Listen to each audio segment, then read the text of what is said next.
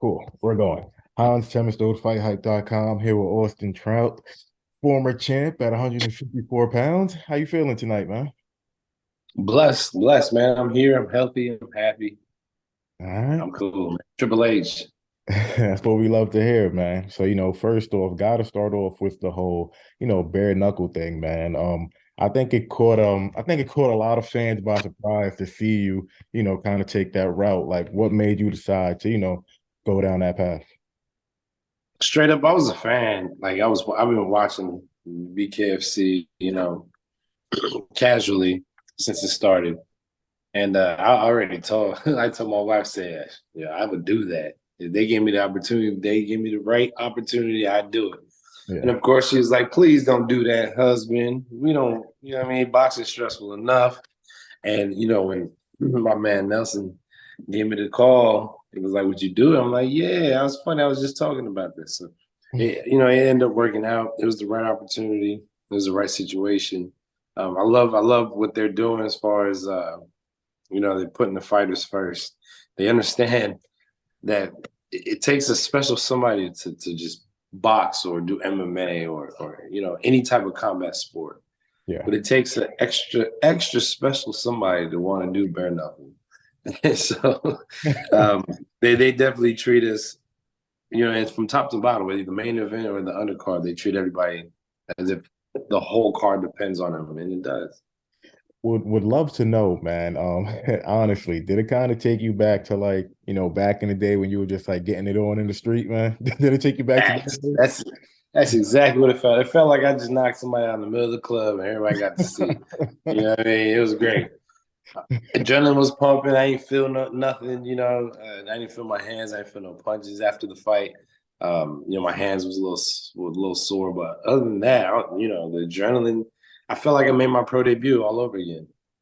Is it more difficult? I mean, I gotta assume it's more difficult to bare knuckle, but is it more difficult to bare knuckle as opposed to, box, man? It's different. I can't say it's more difficult because I've only had one fight, and that fight was fairly easy. You know what I Mm, mean? I whooped Diego Sanchez. I have to say his name, even talking shit. But I whooped Diego Sanchez's ass so easy yeah. that I can't even really tell you.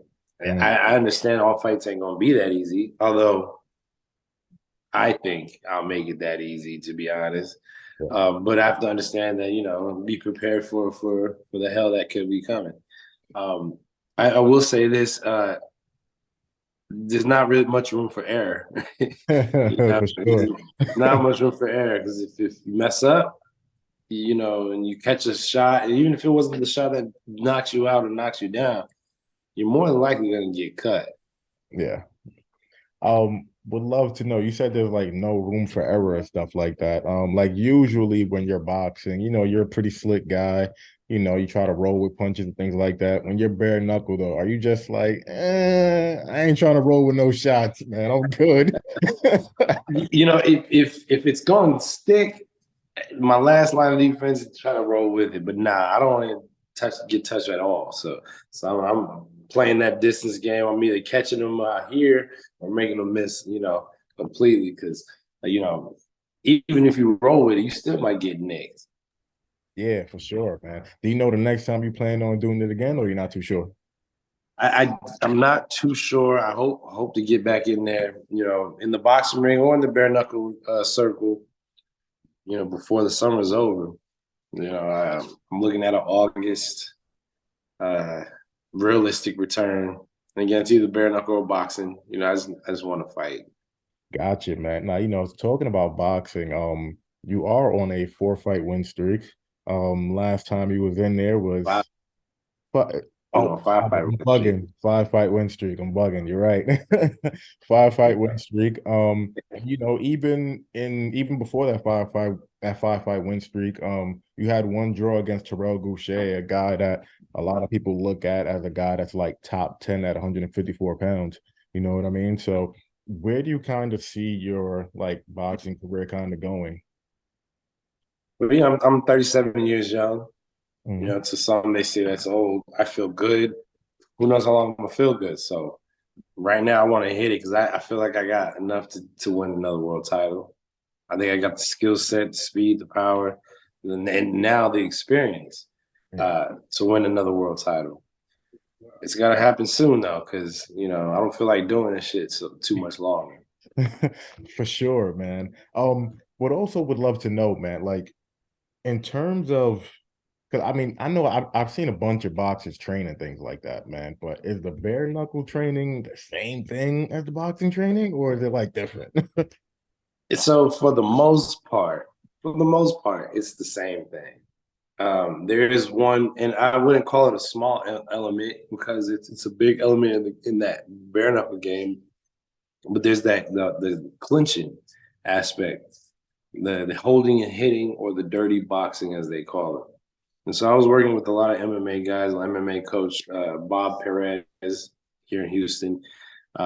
He got me with Jacob Berry, um, a couple of other MMA guys that help work on just that kind of standing grappling, holding, hitting, hand manipulation, body manipulation, maneuvering, and things like that. There's a lot of little intricacies in there that I was like, okay, I gotta get a handle on this because if I catch somebody, what I thought Diego Sanchez was going to be all about that clinching and holding. He's a wrestler, Yeah. but I feel like because I engaged in the clinch early and punished him to the body early, he didn't want no more part of that clinch. So that, in my opinion, changed the whole game, his whole game plan. Because his whole game plan was rushing, rough me up, making an ugly fight. Yeah. Once he found out I was about that life, he stopped. He stopped. He was running. He was running. I was the aggressor. He talking about his Vaseline that made him run. He was weird. And one more thing on the bare knuckle thing, man. When you actually like train and like you do like the sparring thing and stuff like that, Mhm. I assume the sparring is pretty much the same thing as Yeah. the boxing, same exact thing. Same thing. 16-ounce gloves, headgear. Mm. During the MMA sessions when I train with some of the MMA guys, we do put on MMA gloves, and it's light. It's not going all out, but we do touch with the MMA gloves to the face. I try not to get hit at all, even in practice. You plan on diving into MMA though? Nah, man. I don't know if you see my legs. I think these little ass legs are one leg kick away from an Anderson Silva moment. We don't want to see that. We don't want to Yeah, see yeah. that. And not to mention, in training with a lot of these MMA guys, I have a newfound respect for what they do. Mm. It's different. Things I get away with in boxing, I couldn't get away with in MMA, and vice versa. With the whole stance, with the takedowns, and things like that. So I'll stick to my safe sport of boxing and bare knuckle. I'll leave the MMA to them because you got to deal with kicks, and kicks to the head is like getting hit with a bat. For I'm sure. cool. For sure. All right, man. So, I know you'd be the perfect guy to ask this, man. You were at the top of the game. We don't even gotta talk about like your big time win against Miguel Cotto. You was like that guy not too long ago, you know what I mean? Appreciate that. So you fought Canelo, you fought Jermall Charlo. Both of those guys are, I mean, I'm pretty sure you like follow along still. And it's Yeah. reported that they're supposed to be fighting in September. Who would you kind of favor in that fight, man? I'm cheering for Charlo. I'm Mm. pulling for Charlo. I think Charlo had everything that it took to beat Canelo. Did you say had Especially, or have? well, I mean, we ain't seen him in 2 years. Yeah, yeah. So that's the only reason why I have a question mark. If this was 2 years ago, I would have picked Charlo. Mm. I would have picked Charlo for sure. My only question is just his inactivity. Canelo isn't looking great. You know Yeah. what I'm saying? Canelo's not the same as he was before. Um, but he's active. He's been training. He's been busy. Not saying Charlo hasn't been training, but he ain't been fighting. So I really, I don't know, man. I don't know. When It's you gonna be in Charlo's hometown, so I think that'll give him a little more ambition to win. The when you only thing I'm looking at that's not good for Charles is his inactivity. when you fought Charlo, man, like just overall, and you had close fights with both guys, man, like extremely But I close. think I beat Charlo, and I think I beat Canelo, and I think I beat Charlo more decisively than I beat Canelo. Mm. So, okay, so if you think that you beat Charlo more decisively than you beat Canelo, Would you say that Charlo? I mean, would you say that Canelo was the more difficult fight for you? I so it's like yes, but Charlo didn't have everything stacked up in his favor like Canelo did. Like Charlo had more. I'm not saying it was necessarily even because I still didn't win, and I thought I deserved that win. But nonetheless, Charlo didn't have you know three judges to one in his favor. Charlo didn't have a one-sided rematch clause. He didn't have no open scoring. You know what I'm saying? He didn't have those types of things. Canelo did. And so all those outside influences, it messed up my game plan. I had to ditch one thing to go for something else that worked according to those according to those situations, Yeah. but it wouldn't have worked as good as if I was able to do me. And so it's different.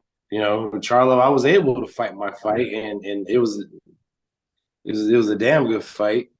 Mhm. Again, I feel like close fight, but I feel like I pulled it off more decisively than Canelo. And the reason why I say that too is because Canelo did drop me in that fight. Charlo did not.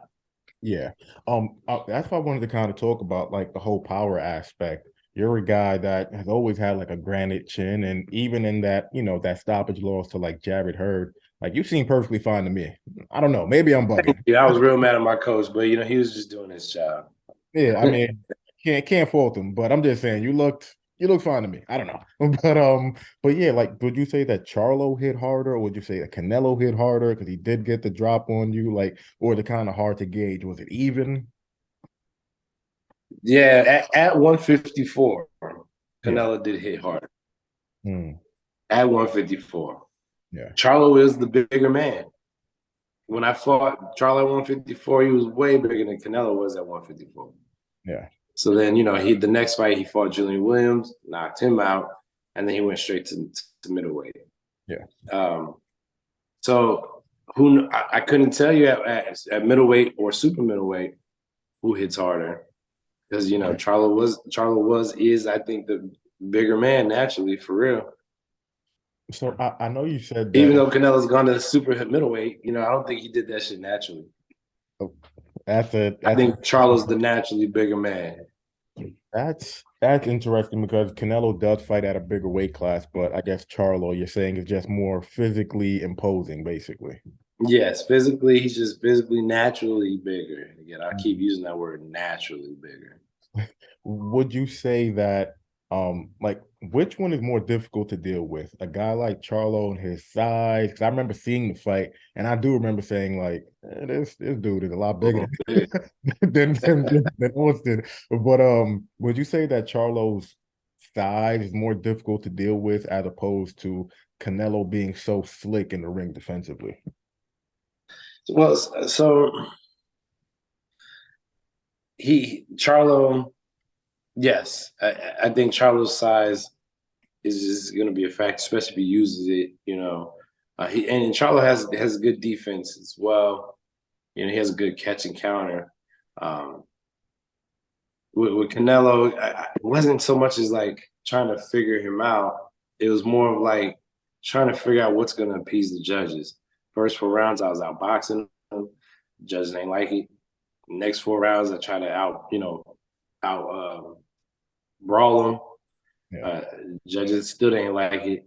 And so it was more of like I was trying to figure out what even Canelo I was worried about. It was just about, well, what are they gonna give me? What are they gonna accept from me?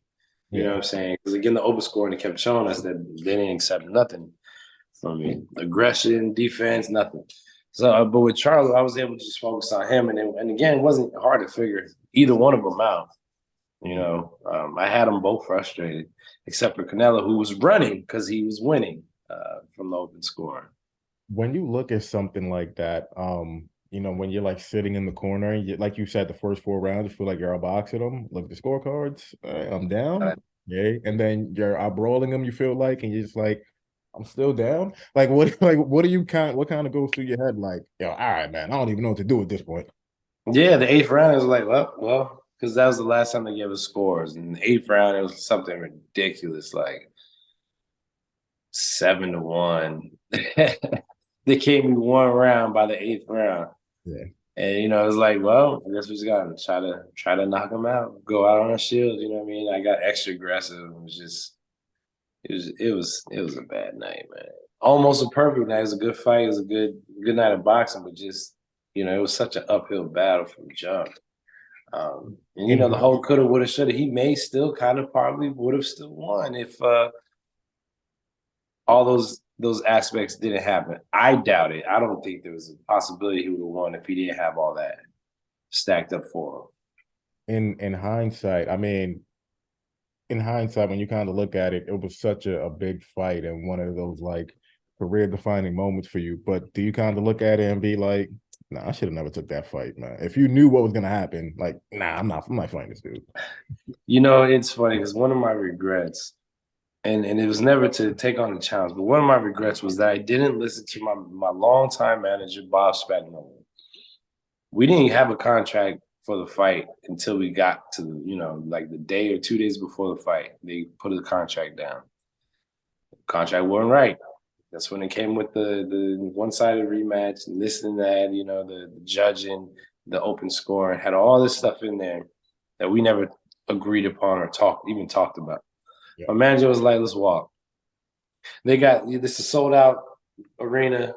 Like, they put all this money behind the promotions, man, let's walk. Fuck them. And I was at that point, I guess I don't want to say too cocky, but I've been asking for that fight for 2 years. I've been waiting for something like this for 2 years. And I told my managers, like, don't worry about none of that. We ain't gonna worry about none of that. I'm gonna hurt this kid. You know what I'm saying? The judges ain't gonna have nothing to do with shit.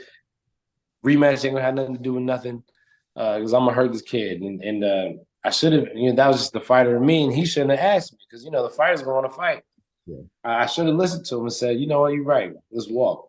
Because they would have changed it. They would have made the shit fair, and I would have nothing to complain about right now. Right? If I lost, I lost. If I won, I won. That's all me. Yeah, makes a lot of sense, man. Just kind of going back to the whole Charlo versus possibly Canelo thing, just in your view, because I'm pretty sure they'll see the video, FightHype, over 1 million subs, so pretty sure they'll see his video.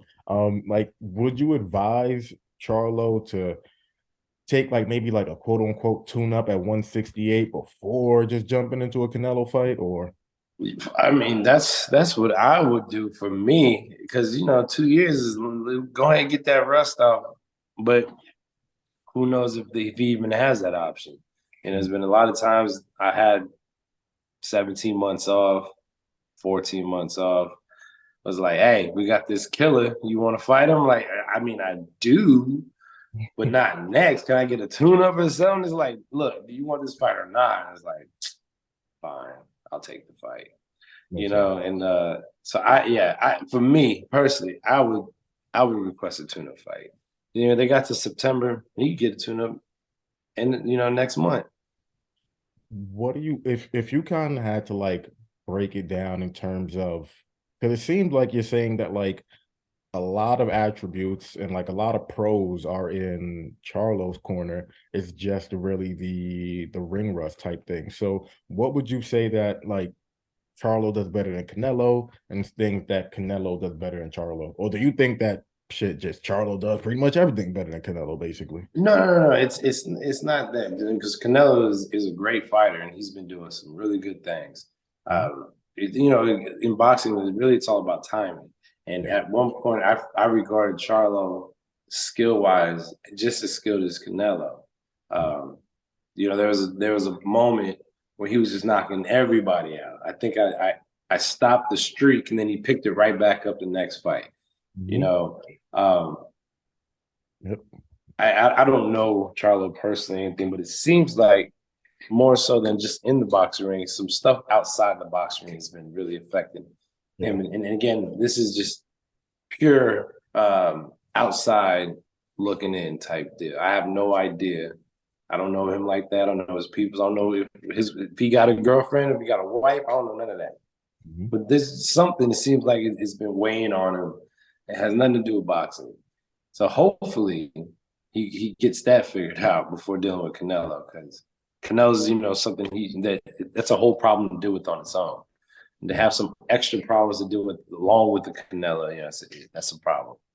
I know it's going to be difficult because of the layoff, but if you had to pick a side, like gut feeling, who do you kind of think ends up winning that fight if it does happen in September, man?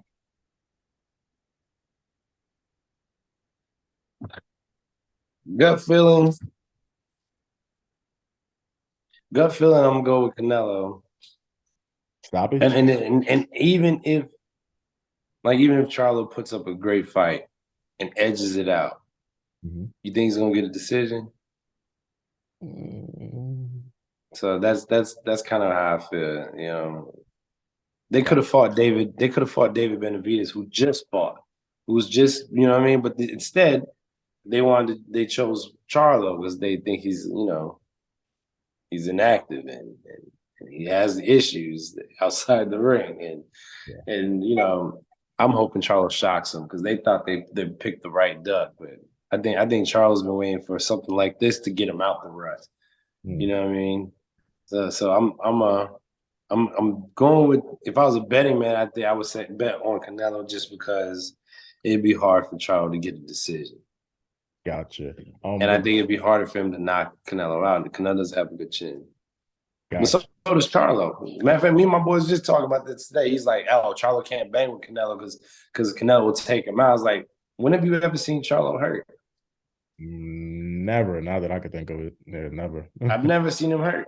And I've seen Canelo hurt. Against Cotto's little brother. Um, but then again too. So we'll see. We'll see. It's gonna be exciting. I'm excited to see it. Shout out to Charlo for getting that fight. I hope he takes it and takes his opportunity and runs with it because they think he's the duck. He ain't no duck.